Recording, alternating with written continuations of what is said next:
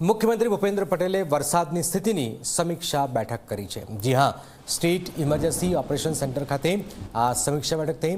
સંબંધિત જિલ્લાઓના કલેક્ટરોને સતર્ક રહેવાનો આદેશ છે। આગામી 24 કલાકમાં 4 જિલ્લામાં ભારે વરસાદની આગાહી છે, જેમાં પાટણ, મહેસાણા, બનાસકાંઠા અને વાવ થરાદમાં ભારે વરસાદની આગાહી છે। ઉત્તર ગુજરાતમાં એનડીઆરએફ એસડીએફની ટીમ તૈનાત કરાઈ છે। સ્થાનિક પ્રશાસનની મદદ માટે એનડીઆરએફ એસડીએફની ટીમ તૈનાત છે। દક્ષિણ ગુજરાતમાં વરસાદનું જોર ઘટતા જ હવે રાહત કામગીરી પર ભાર મૂકવાનો નિર્દેશ છે। અસરગ્રસ્તોને કેસ્ટોલની ચૂકવણી શરૂ છે।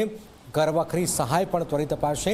અત્યાર સુધીમાં 42,158 લોકોને સલામત સ્થળે લઈ જવાયા છે। રાજ્યના જળાશયોમાં હાલમાં કુલ 53.14% પાણીનો સંગ્રહ નોંધાયો છે। હિતલ જોડાય, હિતલ, જે સમીક્ષા થઈ છે એમાં અત્યાર સુધી શું થયું છે, કેટલા લોકોને અસરગ્રસ્ત છે, શું ચૂકવાયું છે, શું જાણકારી, કેટલા લોકોના મોત પણ થયા છે, શું જાણકારી?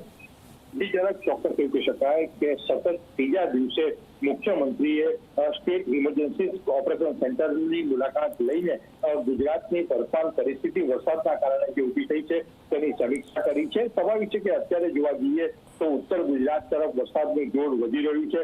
એટલા માટે આગામી 24 કલાકમાં પાટણ, મહેસાણા, બનાસકાંઠા અને વાવ થરાદમાં ભારે વરસાદની આગાહી છે। ત્યારે એ વિસ્તારોમાં અગમચેતી વાપરીને એનડીઆરએફ અને એસડીઆરએફ કોઈપણ પરિસ્થિતિને પહોંચી વળવા માટે તૈનાત કરી દેવામાં આવી છે। આ ઉપરાંત દક્ષિણ ગુજરાતનો જે અનુભવ રહ્યો છે એ અનુભવ અંતર્ગત સલામત સ્થળોથી માંડીને કોઈપણ પરિસ્થિતિ નિર્માણ થાય તો તેને પહોંચી વળવા માટે રાજ્ય સરકારના વહીવટી તંત્રએ એક્શન પ્લાન પણ બનાવી દીધો હોવાની આ સમીક્ષા બેઠકમાં ચર્ચા કરવામાં આવી હોવાની જાણકારી મળી રહી છે। જરાક બીજું સૌથી વધારે મહત્વનું છે કે દક્ષિણ ગુજરાતમાં વરસાદનું જોર ઘટ્યું છે, ત્યારે આ વરસાદના જોર ઘટ્યા પછી અસરગ્રસ્તોને કેસ્ટોલની આ કામગીરી અને કોઈ મોટો રોગચાળો ન ફાટી નીકળે એટલા માટે આરોગ્યલક્ષી જે કામગીરી કરવાની છે એ માટે પણ મુખ્યમંત્રીએ તાકીદની સૂચનાઓ આપી હોવાની જાણકારી મળી રહી છે।